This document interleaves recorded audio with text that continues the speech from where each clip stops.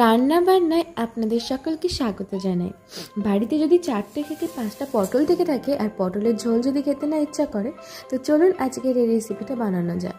যারা পটল খেতে পছন্দ করেন না এবং পটল সবসময় পটল আলুর ঝোল, পটলের তরকারি এগুলো খেতে ইচ্ছা করে না, তাদের জন্য আজকের রেসিপি। আজকে আমি আপনাদেরকে পটল বাটা করে দেখাবো। এই পটল বাটাটা কিন্তু খুবই সহজে তৈরি করে নেওয়া যায় এবং খেতে কিন্তু খুবই টেস্টি হয়। সবার প্রথমে পটলের দুপাশের মুখের দিকটা আমি ভালো করে কেটে নিচ্ছি এবং খোসা ছাড়িয়ে নিচ্ছি, দেখতে পাচ্ছেন। ঠিক একই রকমভাবে প্রত্যেকটা পটলের খোসা ছাড়িয়ে নিচ্ছি এবং তারপরে পটলগুলো বেশ ভালো করে কেটে নিচ্ছি। আমি পটলগুলো সিদ্ধ করব, সেই জন্য আমি পটলগুলো একটুখানি বেশি করে ছোটো করে নিচ্ছি, যাতে ছোটো করে নিলে পটলগুলো কাটতে সুবিধা হয়। দেখে বুঝতে পারছেন পটলগুলো ঠিক কীভাবে কেটে নিচ্ছি। কাটা হয়ে গেলে বেশ ভালো করে ধুয়ে নিই আমি এখানে সিদ্ধ করতে বসে দিয়েছি। সিদ্ধ করার জন্য আমি এখানে কড়াইয়ের মধ্যে সর্বপ্রথমে জল নিয়ে দিই। জলের পরিমাণটা খুব একটা বেশি রাখবো না, পটল থেকে কিন্তু অনেকটা জল বের হয়, সেই জন্য পটলের মধ্যে আমি বেশি একটা জল দিচ্ছি না। বেশি জল দিয়ে আমি এখানে পটলগুলো দিয়ে দিচ্ছি একে একে। পটলগুলো দেওয়ার পরে আমি এর মধ্যে দিয়ে দিচ্ছি স্বাদ অনুযায়ী একটু লবণ, যাতে এখানে লবণটা ঢুকে যায়। তারপরে 5 মিনিট মতো আমি এখানে ঢাকনা চাপা বন্ধ করে মিডিয়াম ফ্লেমে দিয়ে পটলগুলো সিদ্ধ করে নিয়েছি। দেখতেই বুঝতে পারছেন পটলগুলো কিন্তু একদম ভালোভাবে সিদ্ধ হয়ে গেছে। এবার কিন্তু আমি পটলগুলো তুলে নেব। পটলগুলো আমি কী করছি, আমি এখানে মিক্সার গ্রাইন্ডারে দিয়ে দিচ্ছি। আপনারা চাইলে কিন্তু পটলগুলো বেটেও নিতে পারেন। আমি মিক্সার গ্রাইন্ডারে দিয়ে বেশ ভালো করে বেটে নিচ্ছি। এখানে পটলগুলো কিন্তু একদম নরম হয়ে গেছে, অবশ্যই কিন্তু ঠান্ডা করে তারপরেই বাটবেন। আর সাথে দিয়ে দিচ্ছি 2টো কাঁচা লঙ্কার সাথে একসাথে বেটে নেব।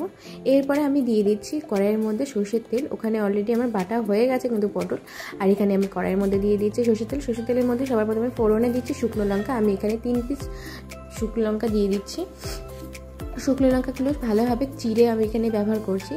আপনারা চাইলে কিন্তু এখানে শুকনো লঙ্কা না ব্যবহার করতেও পারলেন। তারপরে দিয়ে দিচ্ছি এখানে 1/2 চা চামচ পরিমাণে কালো জিরে কিন্তু অবশ্যই দেবেন। কালো জিরে খেতে দিলে কিন্তু এটা কিন্তু খেতে খুব ভালো লাগে। কালো জিরেটা কিন্তু একদমই দেবেন না তা কিন্তু না, কালো জিরে কিন্তু অবশ্যই দেবেন। এরপরে দিয়ে দিচ্ছি পেঁয়াজটা দিয়ে বেশ ভালো করে আমি ভেজে নেব।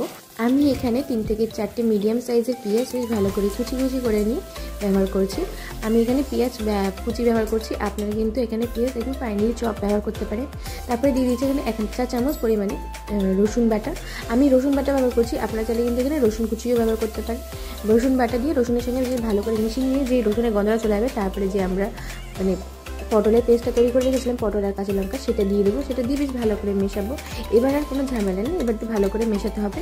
আর যেহেতু পটলে আগে থেকে আমরা লবণ দিয়ে সিদ্ধ করেছি, সেই জন্য আমরা আর এর মধ্যে লবণ ব্যবহার করছি না, কারণ এটা একদম যখন শেষ পর্যায়ে চলে যাবে তখন কিন্তু এটা এখন যতটা পরিমাণে রয়েছে তখন এতটা থাকবে না, একদম অল্প একটু হয়ে যাবে। সেই জন্য সেই সময় গিয়ে একবার দেখে নিতে হবে লবণের প্রয়োজন হয় কি হয় না, তখন গিয়ে লবণ দিতে হবে।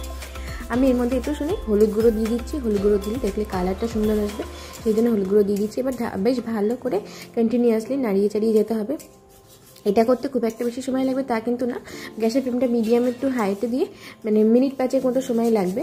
প্রথম দিকে কিন্তু লোতে দিয়ে রাখবেন, তারপরে যে একটু আস্তে আস্তে গামাখা ভাব চলে আসবে তখন কিন্তু হাইতে দিয়ে করে নিতে পারবেন। ব্যাস দেখতেই পাচ্ছেন এখানে করা হয়ে গেছে। আমি কিন্তু পরিবেশন করে দিচ্ছি আমাদের পটল বাটা। আশা করছি আজকের এই পটল বাটার রেসিপিটা আপনাদের ভালো লেগেছে। আর যদি ভালো লেগে থাকে বাড়িতে তৈরি করবেন এবং আমাকে কমেন্ট করে জানাবেন। ভিডিওটা ভালো লেগে থাকলে লাইক কমেন্ট শেয়ার করে পাশে থাকবেন।